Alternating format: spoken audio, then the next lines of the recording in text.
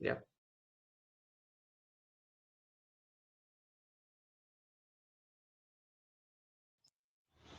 Hello guys. So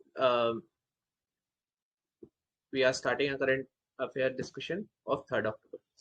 So till now, in the first article, we have discussed few lines, which was about Indore coming for the 6th time, number one in the cities with more than 1 lakh population, and Madhya Pradesh coming first in the category states with more than 100 urban local bodies under Swachh Survekshan 2022. In the second part, we saw Swachh Bharat Mission Urban being conducted by MOVA or Ministry of Housing and Urban Affairs, while Swachh Bharat Mission Rural being conducted by Ministry of Jal Shakti.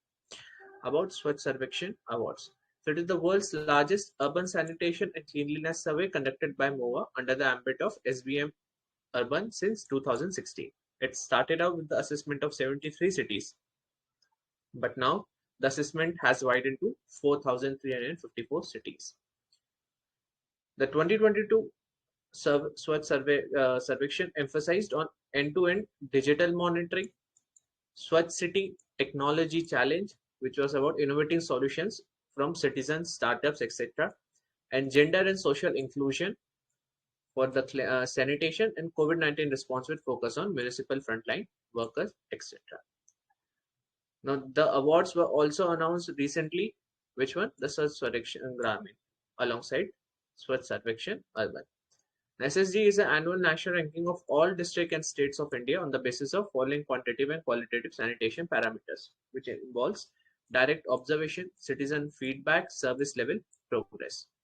Instituted by Department of Drinking Water and Sanitation, Ministry of Jal Shakti under SBM Gramin since 2018. Telangana topped under the large category state category and Andaman and Nicobar Islands under small states and UT category. So remember, in SBM Urban, we saw Madhya Pradesh getting the first position, while under SBM Gramin, we are getting Telangana as the top state for sanitation. Now, when it comes to weightage, so total marks ranges from 6,000 to 7,000, out of which 2,250 marks is from 30% is for certification, 30% is about citizen voice. So an online survey being conducted by third party or some party or some agency by government itself, and then there is service level progress. So these are predetermined through the program and are given to respective municipal commissioner, on which they have to update the ministry, and hence then these 100% marks are calculated. Now, related news. So, Department of Drinking Water and Sanitation under Jal Shakti also launched 2 campaigns: Retrofit to Twin Pit Abhiyan for promoting twin pit toilets in households towards improved fecal sludge management, and Swachh Jal Se Suraksha to create awareness on the importance of clean and safe drinking water, and also help to monitor the quality of water supplied in rural households. Okay. Again, these are both rural-based missions to improve the quality of water and sanitation in rural areas. Moving on, the next article is about Ministry of Finance issuing draft guidelines for listing of regional rural banks. So as per the draft guidelines, RRBs will be eligible to list on stock exchanges and raise funds if they fulfill conditions like net worth of at least rupees 300 crore, capital adequacy of 9%, record operating profit of at least rupees 15 crore for a minimum of 3 out of 5 preceding years. Now, guidelines came after government asked the Department of Financial Services to formulate a clear roadmap to further strengthen the RRBs in a time-bound manner and support the post-pandemic economic recovery. First, we are going to see about RRB. So it was formed under the RRB Act 1976 with an objective to provide credit and other facilities to small farmers, agricultural laborers, and artisans in rural areas. Currently, the center holds 50%, while 30% by sponsor banks and 15% by state governments, respectively. And the Act was amended in 2015, whereby RRBs are permitted to raise capital from sources other than the center, states, and sponsor banks. That is, they were allowed to compete in market. The reason why they were allowed to compete in market, because competing market on the name that their government bank does not only help them, right? They have to be fiscal, or their fiscal marksmanship should be good. Their fiscal prudence should be clearly visible, right? So because of that, RRBs were now deemed to be thought that they can participate in market and can show their financial worth, and hence were allowed to participate or raise their sources other than center, states, and sponsors bank. Now, RRBs have a target of 75% for PSL. This is their ultimate, or you can say the only, if not other major objectives, but the ultimate objective of RRB is to give 75% of the funds they garner to priority sector lending. So in PSL, we have sectors such as agriculture, MSME, education, housing, startups, right? And normally a bank is to give 40%, right? RRBs are said to give 75%. Other than that, we see another thing, which is about Department of Financial Services. So we know Department of Financial Services come under Ministry of Finance. How many departments are under Ministry of Finance?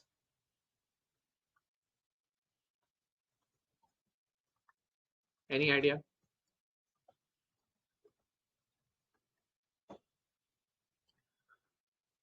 Okay. So remember,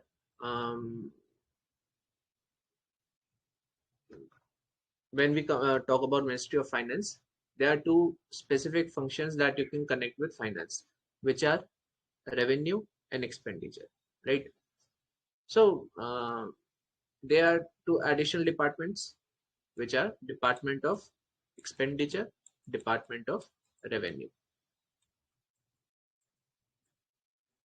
We just saw one of the other department, which is Department of Financial Services. Now there is one more department. Basically, there are two more departments. Does anyone have any idea about other two departments?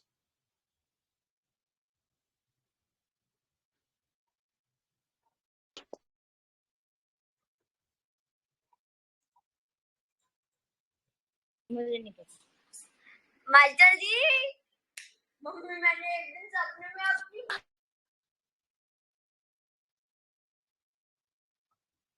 Sorry, were you saying something? Okay, sure.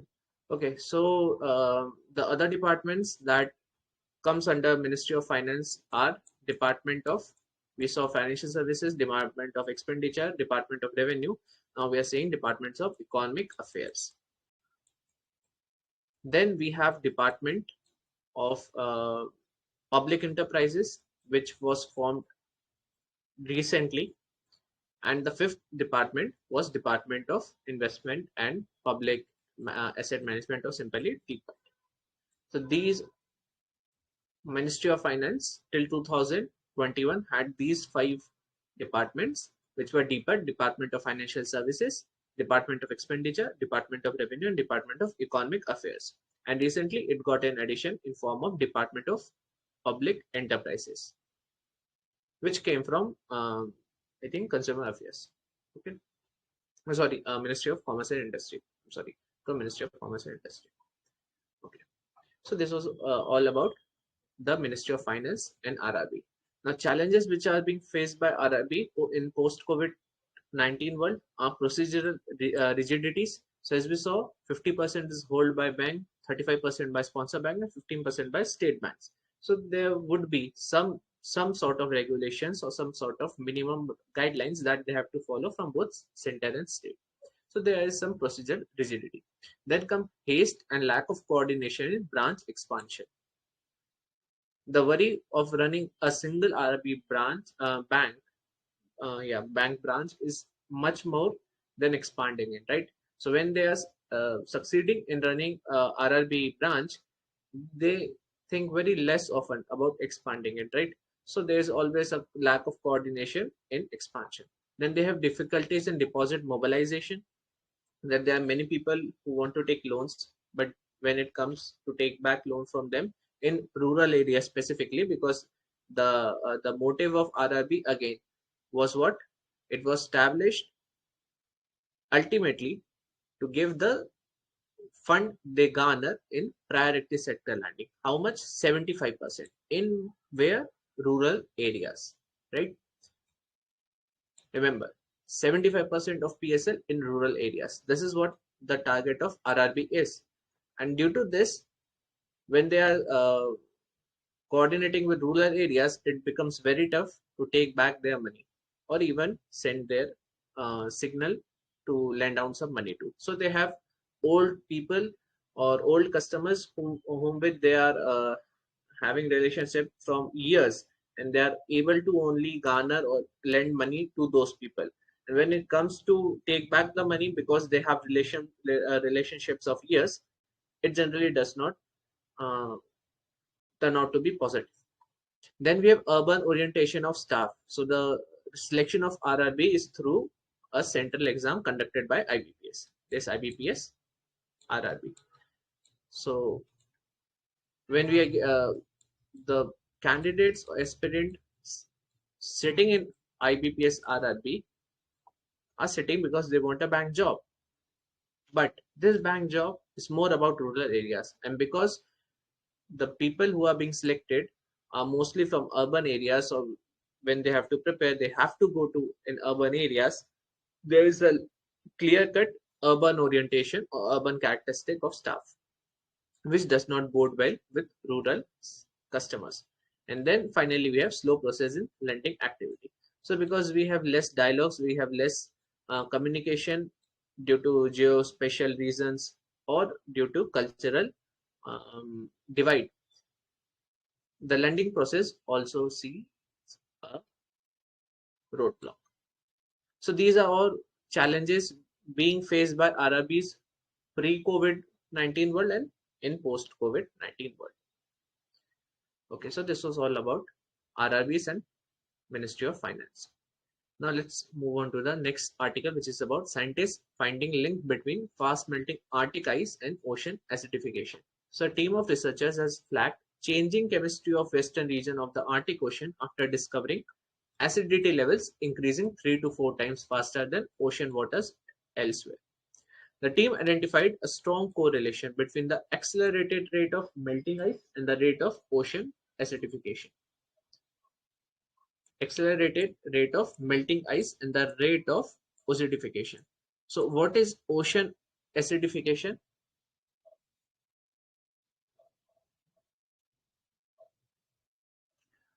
Okay, so it refers to a reduction in the pH of the ocean over an extended period of time caused primarily by uptake of CO2 from the atmosphere, right? In short, if there are more number of microorganisms working on the surface of ocean, there is bound to be more uptake of CO2 from the atmosphere, which will lead to ultimately ocean acidification. Now, a relation between sea ice melting and rapid pH decrease. So water under the sea ice, which had a deficit of carbon dioxide, now is exposed to the atmospheric carbon dioxide and can take it up freely. The seawater, which got freed up, now mixed with meltwater, is light and can't mix easily into deeper waters, which means carbon dioxide is concentrated at the surface. The meltwater dilutes the carbonate ion concentration in the seawater, weakening its ability to neutralize the carbon dioxide into bicarbonates. The possible impacts of oceanic acidification so creates life-threatening problems for diverse population of sea creatures, especially organisms like oysters and corals, plants and other living things that depends on a healthy ocean. So, is there any initiative for combating this particular problem? Yes, Global Ocean Acidification Observing Network, or GOA-ON. So GOA-ON is a collaborative international network to detect and understand the drivers of ocean acidification in estuarine, coastal, open ocean environments, the resulting impacts on marine ecosystems, and to make the information available to optimize modeling studies. It was established in 2012 together with a number of organizations, which also includes International Atomic Energy Agency, IAEA. Okay. Now next. So next article is about RBI releasing rules for card tokenization. So RBI has made it mandatory for all credit and debit card data used in online, point of sale and in-app transactions to be replaced with unique tokens from October 2022 onwards. The deadline was extended multiple times over the past 2 years for creating public awareness about the process of creating tokens and using them to undertake transactions. In 2021, RBI prohibited merchants from storing customer card details on their servers and mandated the option of card on file tokenization as an alternative. So we are seeing RBI is now trying to remove the data of credit and debit card from machines or any repository which was attached to transaction. But why? So simple answer is the online money monetary fraud that people are facing day to day. And how? So the step taken is card tokenization. So it refers to replacement of actual card details with an alternate code called the token, which shall be unique for a combination of card, token requester, and device. It can be performed only by the authorized card network, and the customer need not pay any charges for availing of this service. So this is a free for citizen initiative in order to protect them from online frauds. Significance: so it enhances security as the actual card details are not shared, enhances users digital payment experience, and because now this particular card tokenization can be saved by the token requester, right? So and also the device, so your Paytm app now can save your card token, and because now Paytm is saving your card token, it somewhat eases your digital payment experience and then conform to international best practices or globally accepted standards. How does this payment tokenization work? So you have a customer who wants to purchase Lakshmikant. He goes to a merchant. Now the merchant would request a token with the acquirer bank. The acquirer bank then will go on the card network. The card network is somewhat like Swift. The Swift we all often hear, right, in the banking. It's like WhatsApp for banking services. So similar to that, we have a card network where the acquirer bank requests with issuer bank to generate a token, and issuer bank asks for the PAN for validation of the same. When it receives the proper PAN, it will generate a token, give to acquire bank, which will return a token to merchant, and merchant can save it for further uses. In case a UPSC aspirant has to go again and again to buy some book, which the aspirants are want to do so, right? So this is how your card tokenization work. So this was about RBI releasing rule for card tokenization. Now let's move on to the next article, which is about ISRO's Mangalyaan mission completing 8 years in orbit. So MOM or Mangalyaan, launched in 2013, was ISRO's first spacecraft bound for Mars.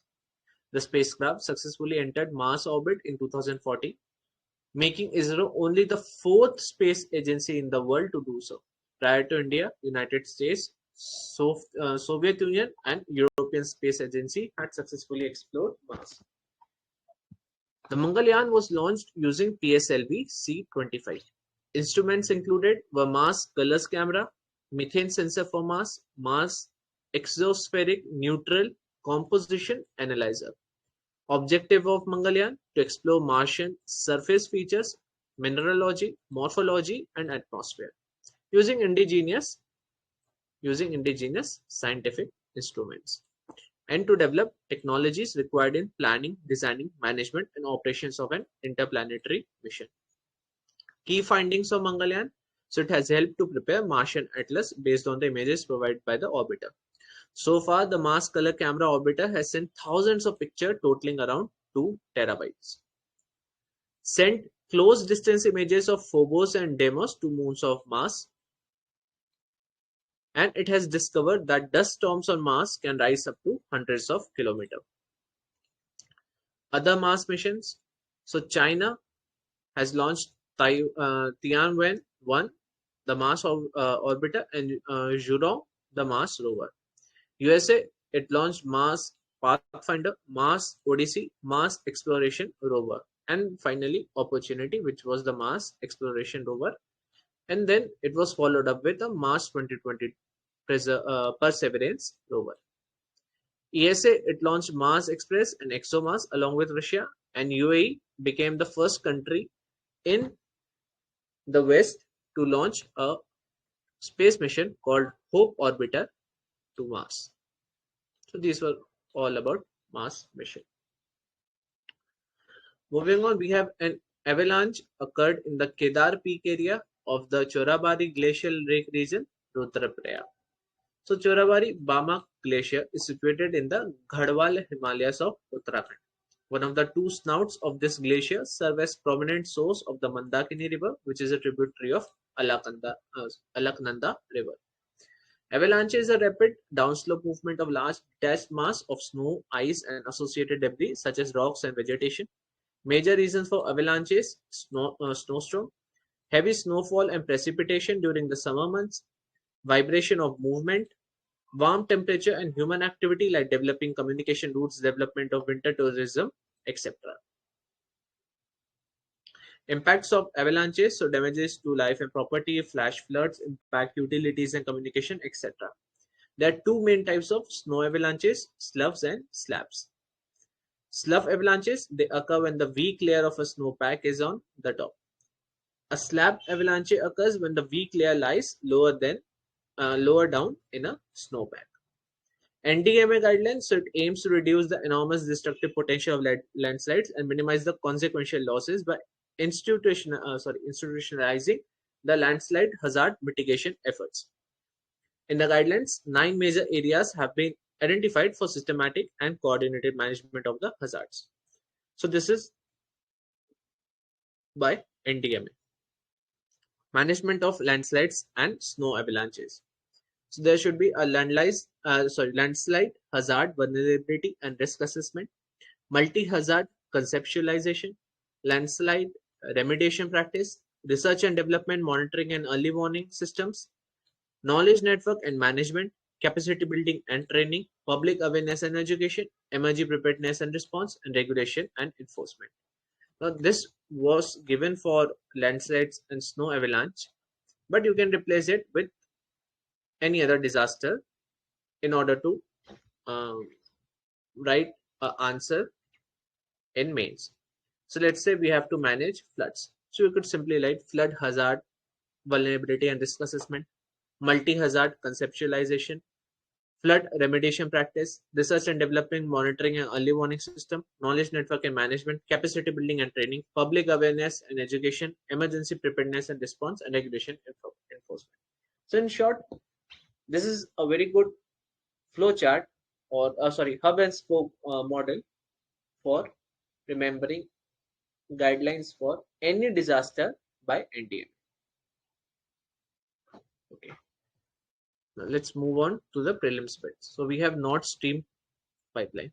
So recently, fourth leak was discovered in the two damaged offshore pipelines that comprise the crucial Nord Stream pipelines, Nord Stream 1 and Nord Stream 2, designed to carry gas from Russia to Europe in the Baltic Sea.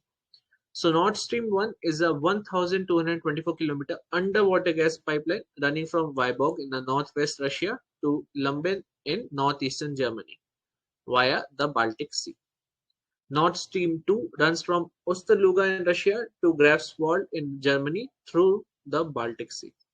So in short, we have both of the pipelines, the Nord Stream pipelines running from Baltic Sea, from the either ends of the Russia to Germany. Next, we have Telecom Technology Development Fund.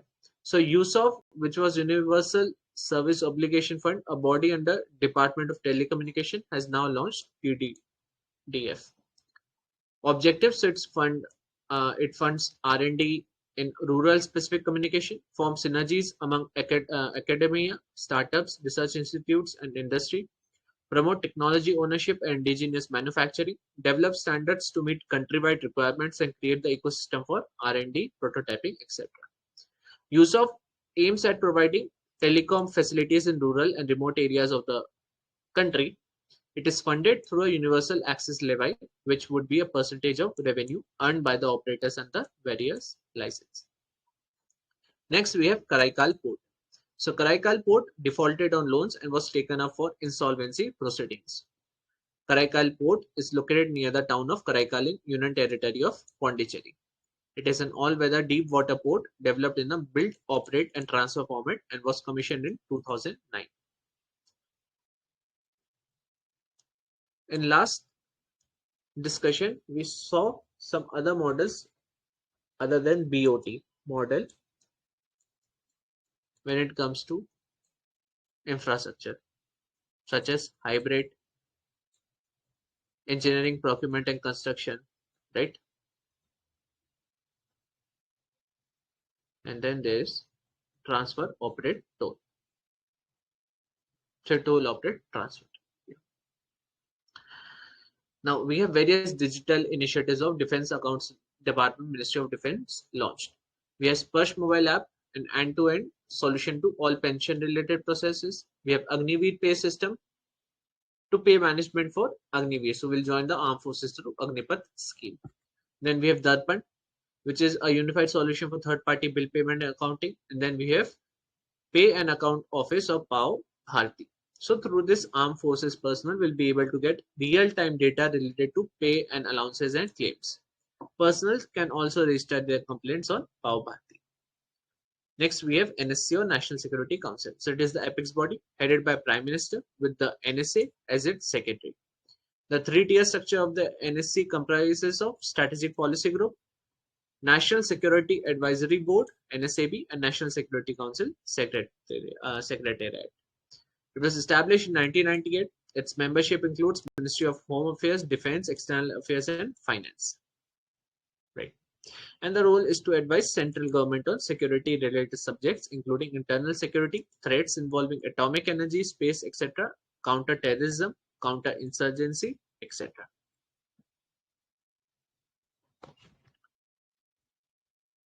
Then we have Yuva 2.0, Young, Upcoming, and Versatile Authors Scheme. So Ministry of Education recently launched the scheme. It is an author mentorship program to train young and budding authors below 30 years of age.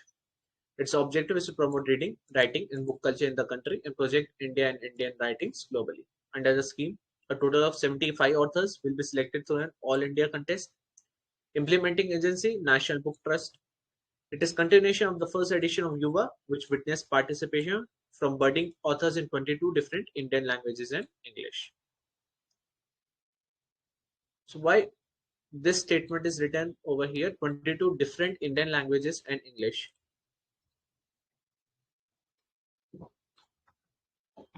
Why not simply 23 languages? Because in 8th schedule, we have 22 languages, which does not include English, right? So 8th schedule languages and English, to be more accurate. Next, we have Sukhapaka River. Sukhapaka River. So NGT has directed to revive the Sukhapaka River in next 6 months. About Sukhapaka River. So it is one of the several distributaries of the mighty Mahanadi River in Odisha. It traverses a length of 27.5 km and then falls at Bankala in the same Mahanadi River. It covers 3 blocks such as Kattak Sadar, Raghunathpur, and Nichin Takoili of Kattak.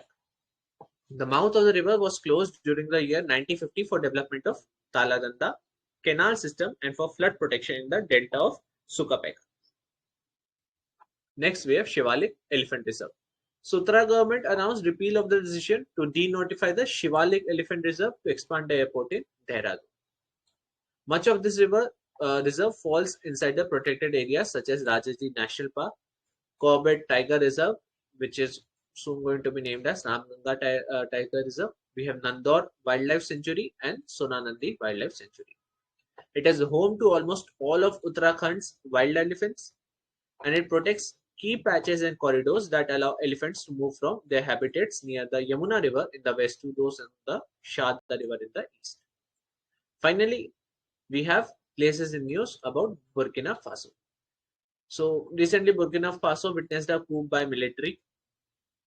in post COVID-19 world, we are seeing that there have been number of coups by military um, to either topple the government or to establish itself as the new government in the African continent. Right now, about Burkina Faso, so it is a landlocked country in Western Africa. Boundaries: Mali to the north, Niger to the northeast, Benin to the southeast, Cote d'Ivoire in Ghana to the and Togo to the south. Okay.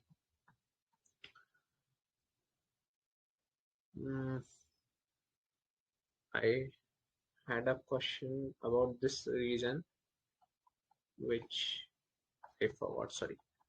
Yeah. Geographical features: so it occupies an extensive plateau, and its geography is characterized by savanna that is grassy. Major rivers: so Black Volta, Red Volta, and White Volta, all of which converge in Ghana to the south to form the Volta River.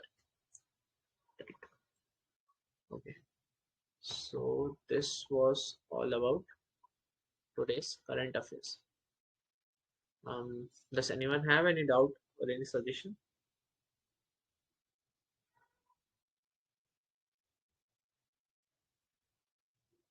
Sir, sir, am I audible? Yeah. Sir, can you, sir, are you taking these kind of sessions daily? Yes, sir. Yes, sir. So, sir, what else we needed to complete the current affair apart from taking this session and reading these by own? So, can you brief? I think if you are preparing your syllabus, nothing else, to be honest. This much is enough.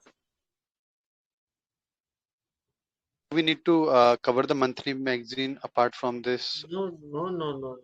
If you are going daily, why you have to cover monthly?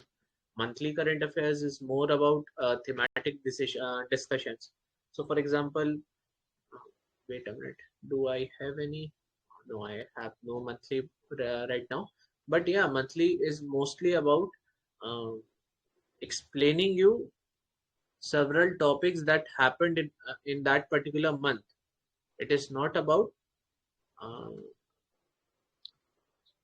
prelims or mains or something like that. You can go for monthly. I'm not stopping. I'm saying that the purpose of monthly magazine is very different from daily current affair magazine. If your motive is to read current affairs and understand it, I think you should stick to your books covering your syllabus and then read these current affairs alongside. That would be much more helpful than going for monthly current affairs if Sir, current sir, affairs is only the focus. sir, one last question that the newspaper articles Hmm. or the editorials, so Hmm. should we focus on them like preparing detailed notes or just going through them, sir? What should we do for the newspaper No, editorials? no, editorial should be read in all its soul and mind, and the motive of reading any editorial should be first to improve your English language. It should not be about reading what is written in that editorial.